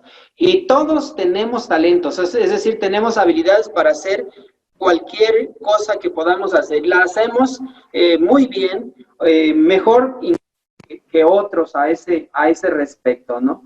Hay talentos, por ejemplo, para cocinar, para dibujar, para incluso hablar, la manera como uno se expresa, y en fin, muchos talentos. Dice alguien que conoce sobre este asunto que cada persona posee alrededor de 100 o 150 talentos. A veces no nos damos cuenta que tenemos tantos, ¿verdad? Pero la cuestión es que usamos a lo mejor los que más nos gustan o los que más podemos nosotros tener allí a la vista, pero podemos y tenemos esos talentos como algo que Dios nos da. El liderazgo debe de maximizar entonces los talentos de cada miembro. Puede realizar una encuesta periódica entre los congregantes para inventariar los talentos y las habilidades que la iglesia tiene entre sus miembros. Esto se puede llevar a cabo usando tarjetas en los que los miembros anotan en forma personal por lo menos estas tres cosas: lo que les gusta hacer, lo que creen que hacen bien y los talentos que tienen. O sea, lo que ellos ya saben que tienen como talentos. Entonces, lo que les gusta hacer, lo que creen que hacen bien y los talentos que tienen, ¿sí? Ahora, nos preguntamos aquí, hermanos, ¿cómo podemos movilizar a la iglesia hacia el servicio? ¿Sí? ¿Cómo movilizamos a la iglesia hacia el servicio? Aquí hay algunos pasos prácticos que quiero darles de cómo lo hacemos. Número 1, preparar a todo liderazgo con la visión de la iglesia en el ministerio. Tú como pastor has captado la visión, entonces ahora prepara tu liderazgo y comienza por allí, hablando con tu liderazgo, enseñando a tu liderazgo, moviendo a tu liderazgo con la visión del servicio. Que vean a tus líderes no solamente que saben, sino que están comprometidos con servir, haciendo lo que cada uno de ellos ha sido llamado a hacer, ¿sí? Y cuando la iglesia ve que el pastor y el liderazgo está comprometido haciendo, está sirviendo, tiene la visión de servicio, entonces va a ser más fácil que ellos puedan unirse. Segunda cosa, enseña sobre los dones espirituales, ¿sí? Tómate un curso por allí y habla sobre los dones espirituales, enseña lo que tengas que enseñar de lo que la Biblia dice respecto de los dones espirituales. Porque si cada hermano va a servir, necesita conocer cuáles son los espirituales que Dios le ha dado. Y este es entonces el tercer paso: ayuda a cada miembro a identificar sus dones y talentos y áreas de interés en el servicio. O sea, si tú enseñas sobre los dones espirituales, pero la idea es que ayudes a cada hermano a poder identificar el don que tiene. Y si, por ejemplo, encuentras ahí el don de la enseñanza, bueno, ok, entonces servirá como maestro dentro de la iglesia. Pero fíjate que dentro de la iglesia hay diferentes grupos de personas a los cuales enseñamos. Su don de enseñanza está orientado hacia los niños, hacia los jóvenes, hacia los adultos, hacia un grupo especial o particular que se enfoca dentro de la iglesia, por un grupo con alguna discapacidad, ¿verdad? Y alguien les enseña como su maestro, o tal vez la enseñanza está dirigida hacia pastores o hacia la preparación de maestros, qué sé yo, ¿verdad? Entonces, no solamente es conocer el don en este caso, sino también ayudarlo a ubicarlo dentro del área específica donde va a desarrollar ese don. Entonces, pues es una buena tarea también que tenemos que hacer allí. Después de esto, el cuarto paso es crear la estructura, hermanos, que nos... la estructura para que cada miembro desarrolle un ministerio activo. Si no tienes esa estructura o si no tienes permíteme tantito. La batería se está metiendo.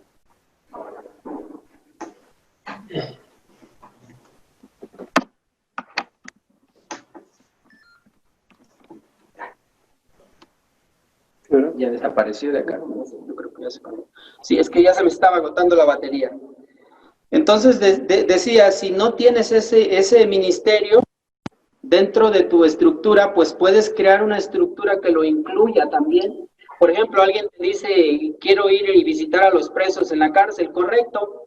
Tal vez tu iglesia no tiene eso, ¿verdad? Pero no quiere decir que si no se ha hecho no se puede hacer. Hay que incluirlo dentro de la estructura. A eso me refiero. Y número 5, evalúa periódicamente y haz los ajustes que sean necesarios hacer, ¿sí?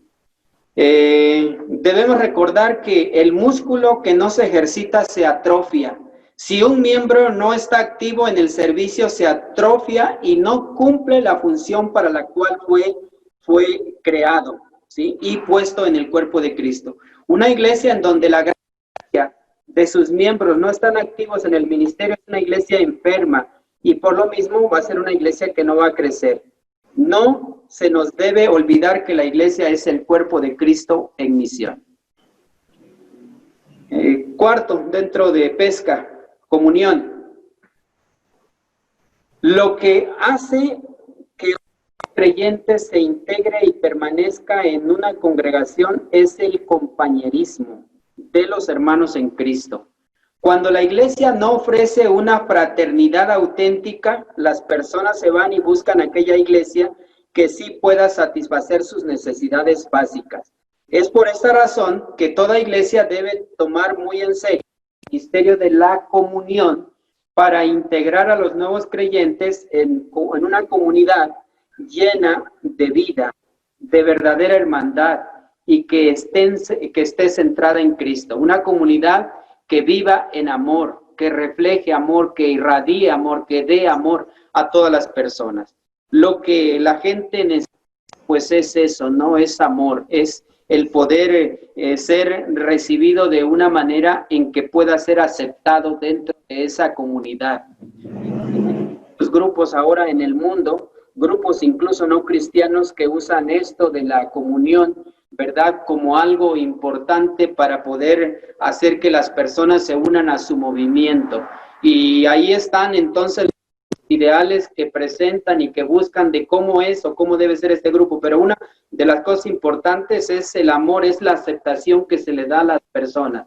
En la iglesia a veces tristemente a veces se enfoca la iglesia en otras cosas y no se crea una estructura en donde pueda la iglesia enseñar a poder compartir amor, vivir en amor. Y hay iglesias en donde pues así han vivido mucho tiempo, quizás todo el tiempo de su vida como iglesia, ¿verdad? En donde no se valoran las relaciones, en donde no se les da importancia a las personas. Tal vez como entran las personas, así se van y nadie las atiende. En donde tal vez hay otras cosas que son más importantes que las relaciones para las personas. Y por lo tanto, entonces son iglesias que no crecen y que no prosperan, ¿verdad? A veces es parte incluso de la cultura misma en la que se vive de parte de las personas o de la gente. Fíjese que hablando de eso, pues aquí en el pueblo de Oaxaca, ¿verdad? Y entre los alumnos que hemos tenido, ¿verdad? Y que se les manda a comunidades para hacer sus labores, ¿verdad? Y bueno, pues ahí la gente es muy, muy tosca, principalmente los hombres, ¿verdad? Las que trabajan son las mujeres y ellas pueden estar trabajando y el hombre estar allí a lo mejor acostado en la hamaca o descansando, o pueden estar llevando cosas y algunos no importa tanto esto y así es la manera en la que vive la cultura. Entonces enviamos a un estudiante allí, ¿verdad? Para una iglesia, un grupo que teníamos en lugar y entonces estuvo allí, pero pues con la forma de ser diferente, ¿verdad? Amable, servicial, que ayudaba. Entonces comenzó a servir y bueno, pues las hermanas se extrañaban, ¿no? De que, bueno, ¿por qué lo hace? Y algunas empezaron a pensar de otra manera y empezaron a cuchichear entre algunas de ellas, ¿verdad? Diciendo que el hermano seminarista, el hermano pastor, quería algo con ellas. Pero lo que estaba era simplemente reflejando una actitud diferente en la cultura, no era que buscara otra cosa, ¿verdad? De ella, sino simplemente buscando lo que era natural para él, el servir, el ser amado, en las cosas que se pudiera ayudar, pero como la cultura de las personas era otra, entonces pues había esta diferencia y entonces daba lugar a otras interpretaciones diferentes. Hermanos, la idea aquí es crear una cultura de comunión, de convivencia, de poder valorar la importancia de las buenas relaciones que podemos tener con todos los hermanos. Fíjese que algo que nos ayuda aquí son los grupos pequeños o las células. La capacidad que una iglesia tiene para recibir a las personas en compañerismo fraternal es directamente proporcional a su potencial para el crecimiento. Es decir, que una iglesia va a crecer en la medida en que pueda entonces recibir a las personas en un compañerismo fraternal. Cuando se le da amor a la persona nueva que llega, esa persona se queda en la iglesia. Esa persona va a regresar, esa persona se va a quedar. Pero si no se le toma en cuenta, si se le ignora, si no se le da la atención debida, si no se le ofrece amor, aceptación, entonces, hermanos, pues tristemente la persona tal vez no va a regresar. Los grupos celulares son para la iglesia de hoy una de las mejores opciones para proveer cuidado pastoral y compañerismo que necesita.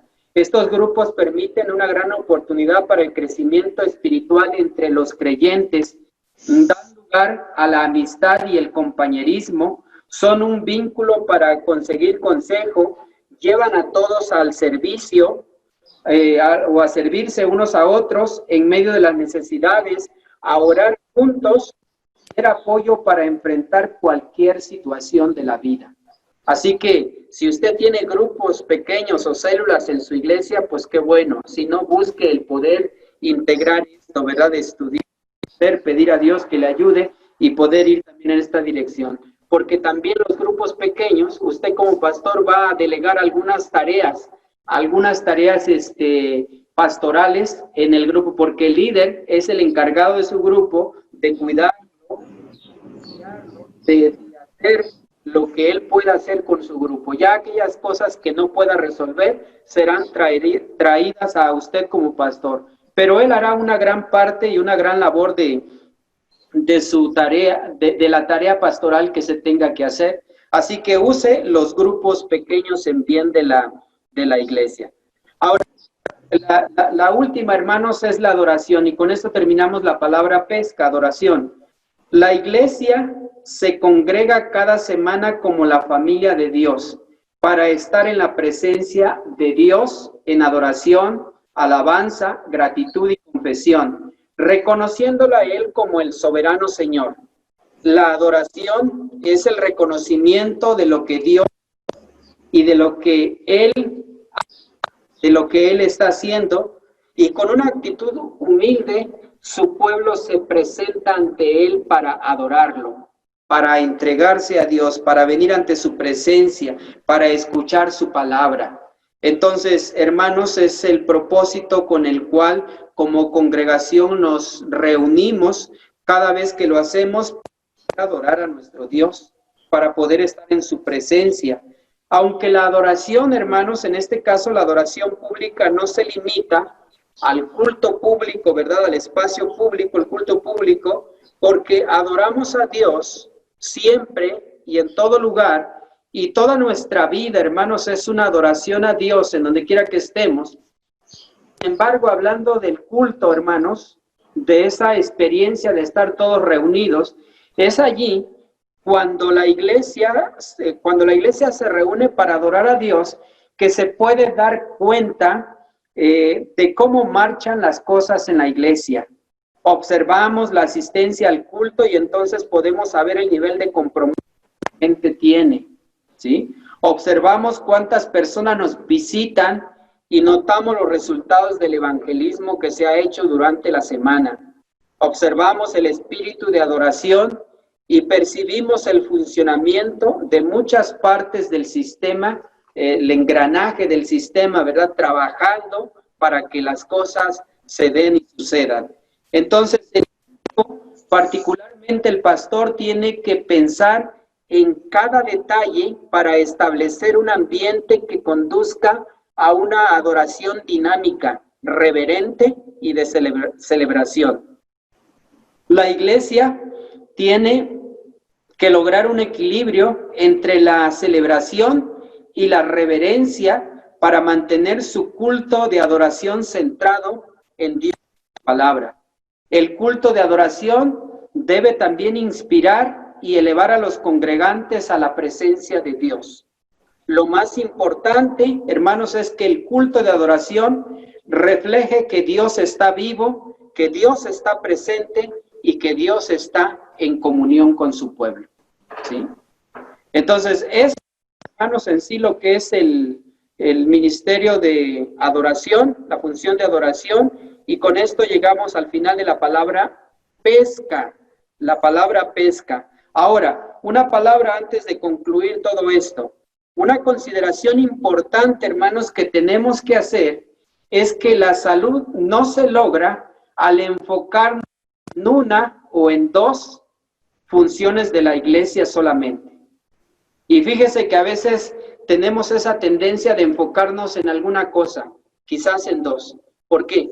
Porque son las cosas que a nosotros como pastores nos apasionan. Yo he conocido pastores evangelistas, muy buenos evangelistas.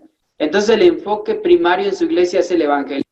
Y hacen de la iglesia, hermanos, una iglesia evangelística.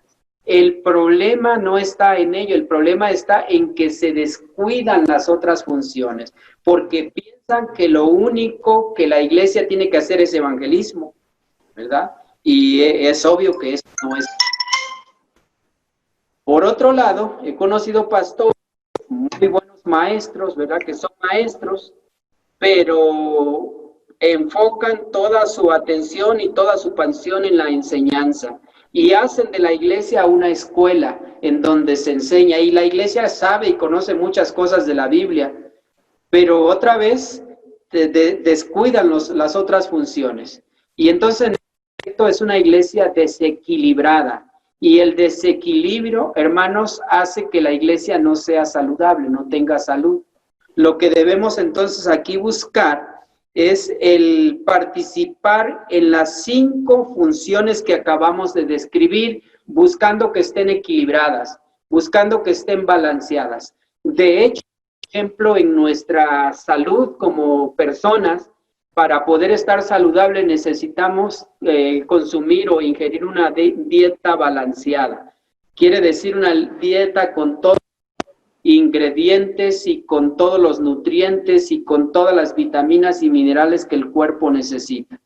Y cuando estamos, hermanos, en ese balance de salud, los sistemas funcionan, hablando de nuestro cuerpo, ¿verdad? Los sistemas de nuestro cuerpo funcionan de manera balanceada, hay salud, pero cuando hay un desbalance, un desequilibrio, es cuando viene la enfermedad, baja por el sistema inmunológico, las defensas, y entonces cualquier virus viene y ataca nuestra salud y nos enfermamos de cualquier cosa, hasta de una gripe, por sencillo que esto sea, pero sucede porque nuestro sistema está desbalanceado y da lugar a la enfermedad. Lo mismo sucede con la iglesia, hermanos. Estos son como sistemas y los podemos llamar funciones que la iglesia tiene que hacer. Nos basamos en la Biblia, están descritas en la Biblia, pero debe de haber un equilibrio, ¿sí? No es más importante el evangelismo que el discipulado, no es más importante el discipulado que la adoración.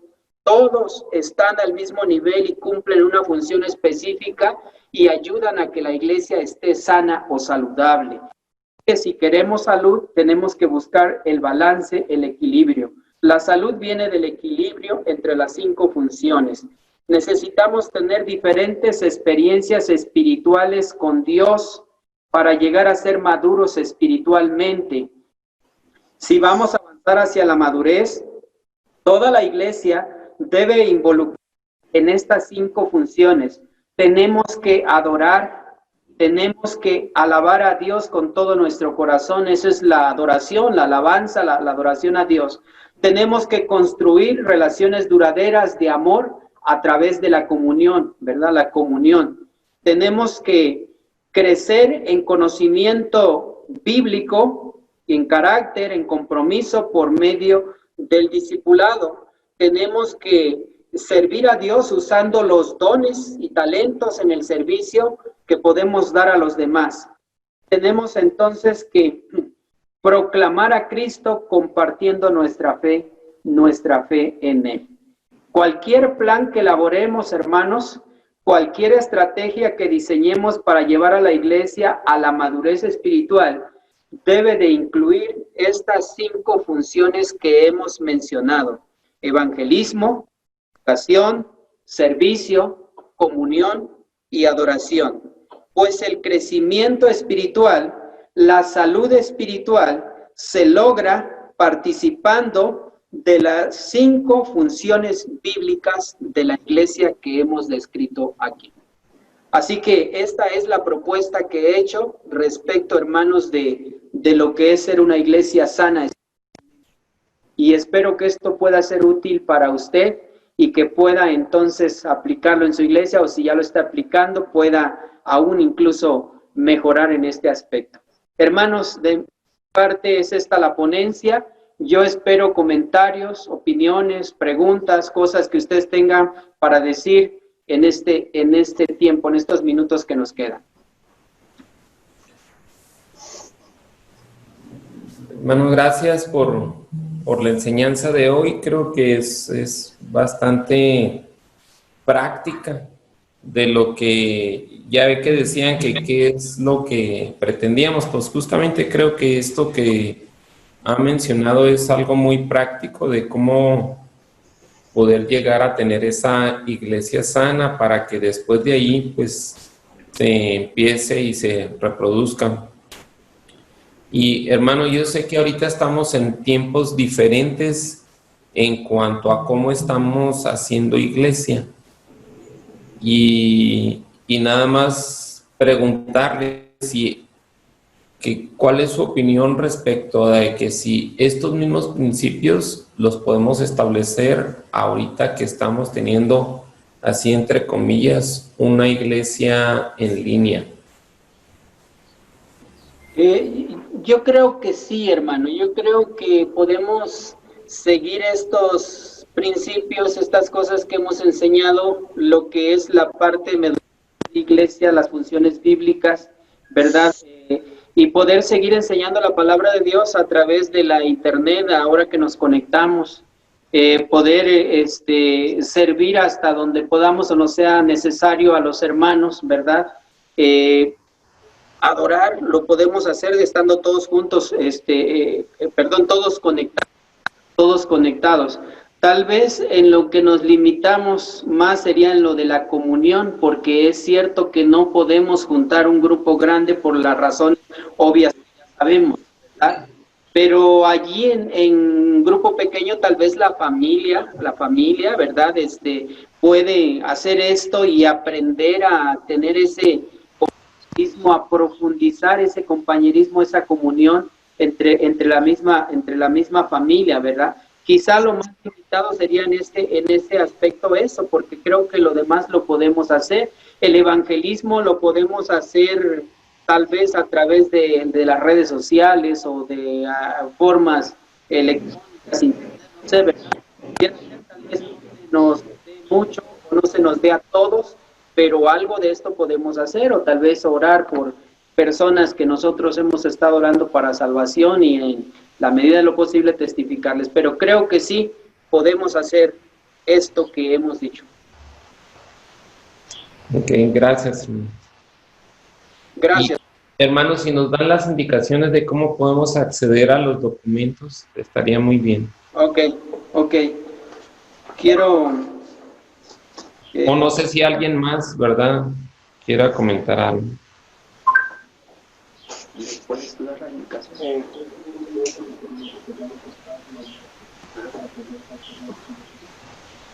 Amén. Ok. Mire, me comenta el hermano que me ayuda aquí que creo que por alguna razón no se puede aquí, pero lo que puedo hacer es enviárselos por correo electrónico, ¿sí? Entonces, lo que yo necesito correo, o tal vez lo que puedo hacer es, si le parece bien, hermano, porque yo tengo el correo de usted, hermano Héctor Ahumada, ¿verdad? Se lo envío a usted y usted lo distribuye con todos como usted guste. Ok, está bien. Nosotros tenemos un chat donde estamos prácticamente todos y ahí ahí lo compartimos. Ok, entonces en breve conecto y ya le envío el documento. Ok. Hermanos, ¿alguna pregunta, algún comentario que les ha parecido o algún testimonio de cómo están llevando a cabo esto que hemos hablado en sus propias iglesias? ¿Alguna dificultad, algún desafío que han encontrado al poder hacer esto? Creo que tenemos algunos minutos más para poder hacerlo.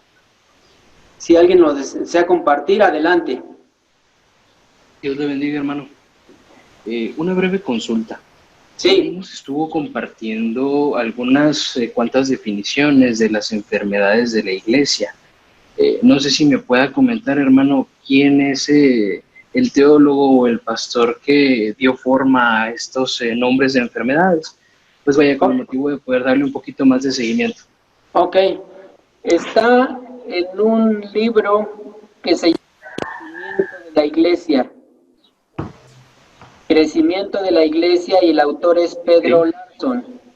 Pedro Larson. Okay. Pedro Muchas Larson. Gracias, hermano. Lo produce la Casa Bautista de Publicaciones, aunque es un libro ya de antaño y no sé, es muy posible que ya no lo tengan, o posiblemente lo tengan en electrónico.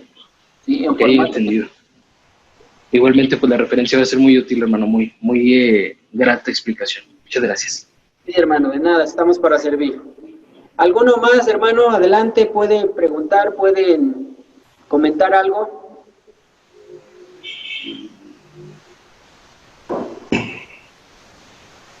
Sí, hermano, el Señor les bendiga. Hermano Coré Soto, pastor de la Iglesia Cristo Viene en Jiménez, Chihuahua. Dios le bendiga, hermano, le agradezco con todo el corazón. Ha sido una enseñanza muy edificante, mucha guía, mucho aprendizaje. Y teniendo el material en mano, pues mucho más para profundizar, ¿verdad?, en cada uno de los puntos que nos estuvo compartiendo. En nuestra iglesia, hermanos, iniciamos este año haciendo nuevos nombramientos y Dios me dio la visión, ¿verdad?, y la dirección en el Espíritu para iniciarla, precisamente basado en la palabra pesca. Y nombramos nosotros diáconos en cada ministerio, un diácono de proclamación, un diácono de enseñanza y así sucesivamente. Y empezamos a trabajar así, a trabajar con un liderazgo diaconal. Y hicimos nuestro organigrama y lo planteamos a la iglesia lo asimiló bien, lo tomó bien y empezamos a trabajar, gracias a Dios, en esa dirección. Y pues gracias a Dios estábamos trabajando bien, por supuesto, hasta en la contingencia, ¿verdad? Se nos viene la contingencia y las cosas se salen de control en el sentido de la rutina de la iglesia, ¿verdad?, de los cultos y demás. Pero gracias a Dios esto nos funcionó bien, nos ha estado funcionando bien, excepto por estos tiempos que tenemos que estar confinados y reservados un poco, pero doy gracias a Dios porque sinceramente trabajar en dirección a los ministerios es algo maravilloso. El Señor nos da una dirección sabia, precisa, ¿verdad?, y más también para estos tiempos que estamos viviendo. Pero le doy gracias a Dios porque algunos de los puntos que usted tocó, hermano, en esta conferencia me han sido de mucha utilidad, y poder retomar y poder reavivar de alguna manera, ¿verdad?, el ministerio diaconal en dirección a la palabra pesca en nuestra iglesia. Pero gracias, hermano, sinceramente ha sido de edificación para mi vida, y el Señor ha hablado de una manera muy clara a mi corazón a través de esta enseñanza. Dios le bendiga, hermano, gracias por su conferencia. Gracias, qué bueno que esto pueda ser útil, gracias a Dios que nos da la habilidad de poder, ¿verdad?, servirle en este ministerio. A Él sea Amén. Amén, gloria a Dios. ¿Alguien más, hermanos?